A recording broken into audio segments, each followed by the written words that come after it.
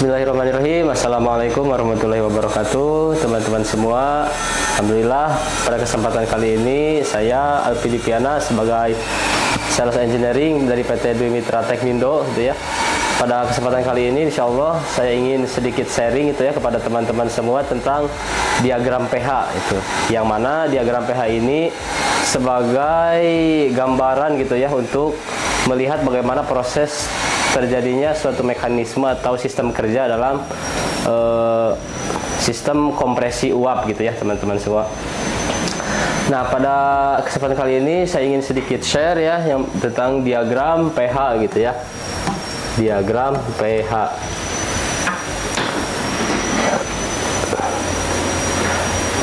Nah, perlu kita ketahui bersama ya teman-teman semua, dalam sistem kompresi uap itu ada 4 komponen yang mana keempat komponen ini saling berhubungan gitu ya. Yang mana kalau ada salah satunya aja gitu gak berfungsi itu maka ke suatu mekanismenya itu tidak akan bekerja gitu ya teman-teman semua. Yaitu yang pertama itu ada kompresor gitu ya. Kompresor, ada kondensor, ada katup ekspansi gitu ya, terus ada evaporator. Nah, keempat komponen ini itu saling memiliki keterhubungan satu sama lain gitu ya. Nah, di sini di kondensor itu ada seperti kipas gitu ya. Ekspansi ini kompresor gitu ya. Kompresor, ada kondensor, ada katup ekspansi gitu ya atau TXP, kemudian ada evaporator.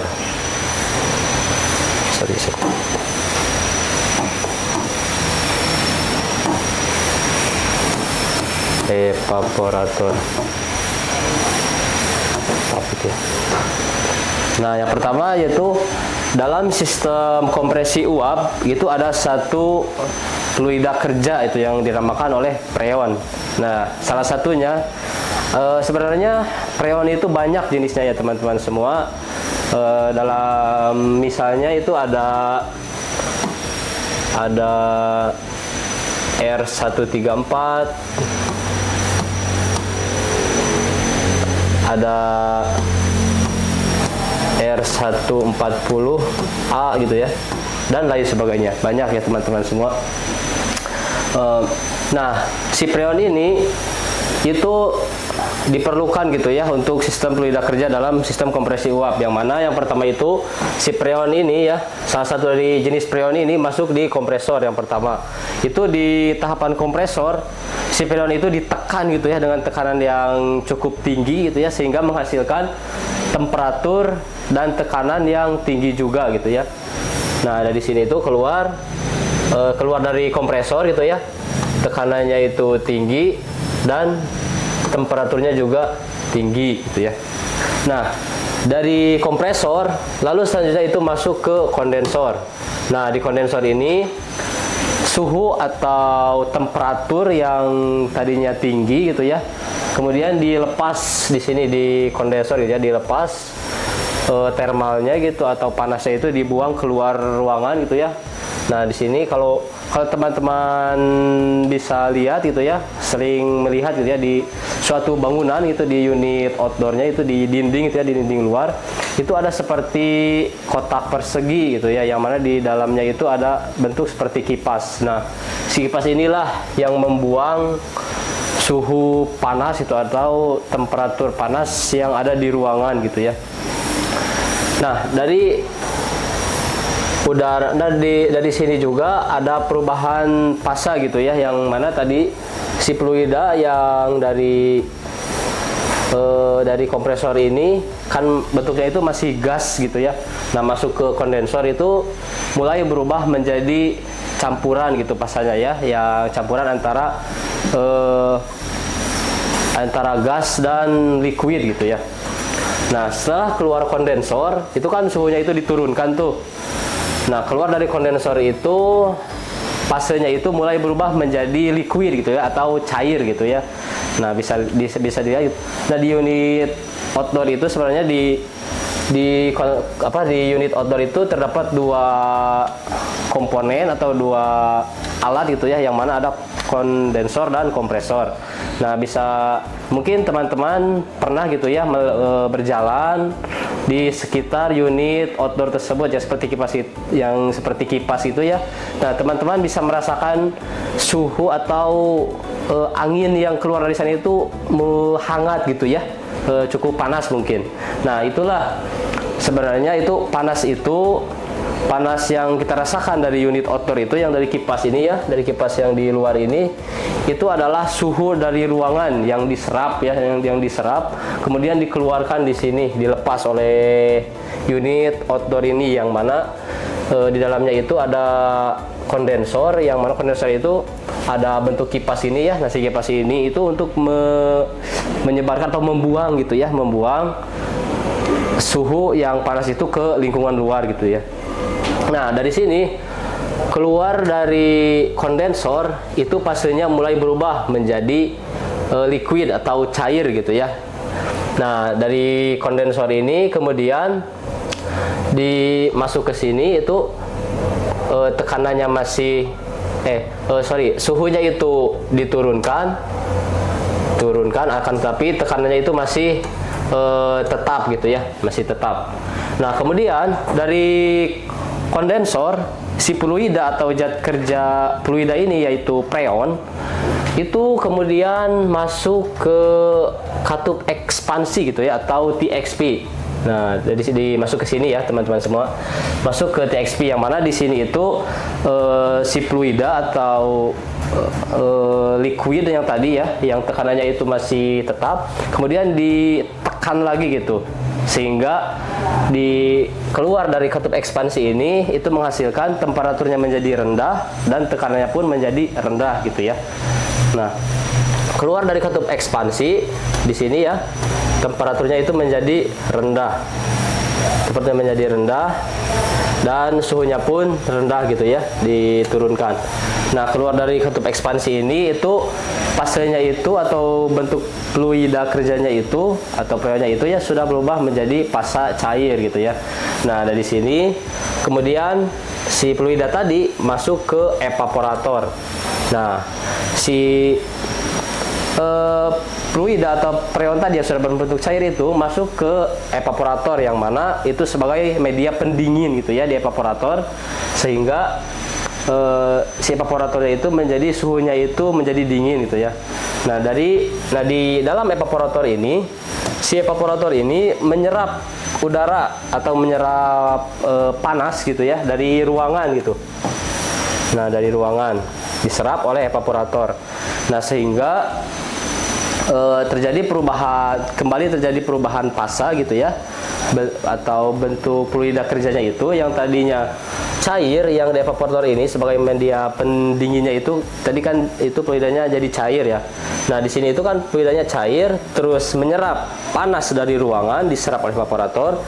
Nah, di sini mulai terjadi perubahan fasa lagi gitu ya, dari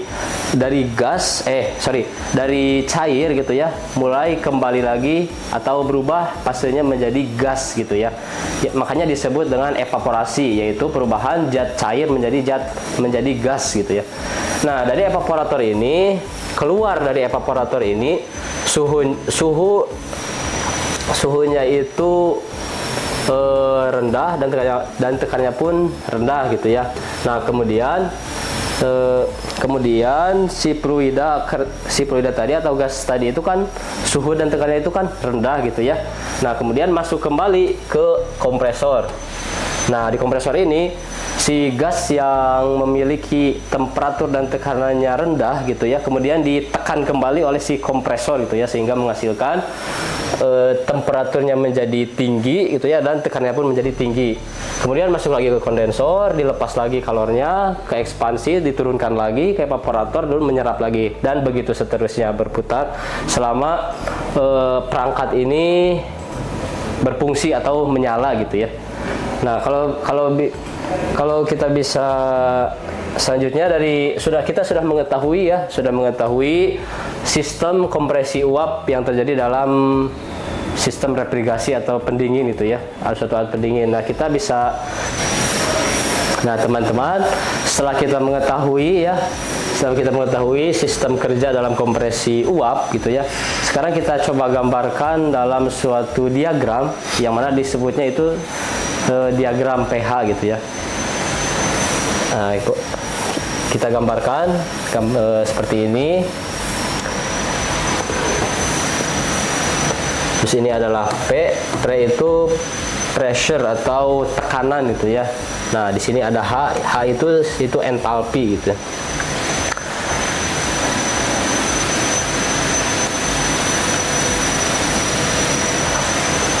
Nah,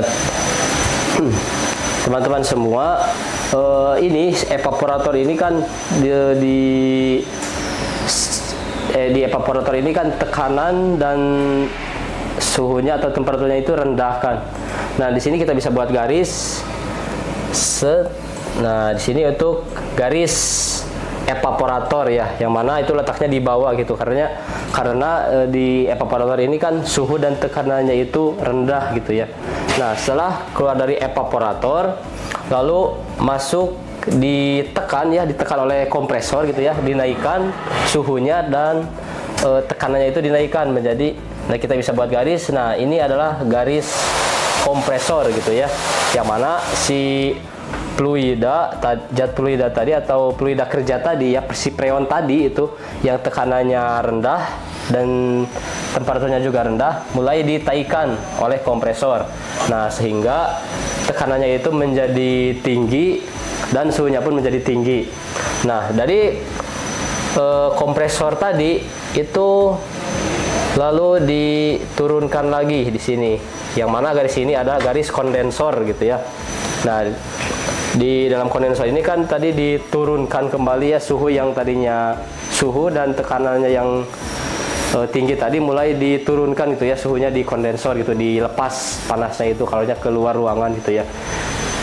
Nah, dari kondensor ini lalu kembali lagi di sini, ini garis ekspansi gitu ya, yang mana si freon tadi yang keluar dari kondensor ini sebenarnya yang diturunkan itu hanya suhunya saja gitu ya, akan tapi tekanannya itu masih tetap masih cukup tinggi gitu ya, masih tetap. Nah, di katup ekspansi ini mulailah diturunkan tekanannya dan suhunya. Secara otomatis kan kalau tekanannya diturunkan, suhunya juga ikut turun gitu ya.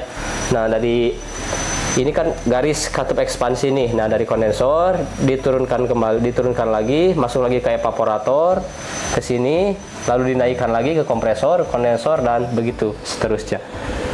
Mungkin itu teman-teman semua yang bisa saya sharing pada kesempatan kali ini. Semoga bisa bermanfaat ya, dan menambah wawasan kita semua. Mudah-mudahan bisa bermanfaat untuk teman-teman semua. Demikian, terima kasih. Wassalamualaikum warahmatullahi wabarakatuh.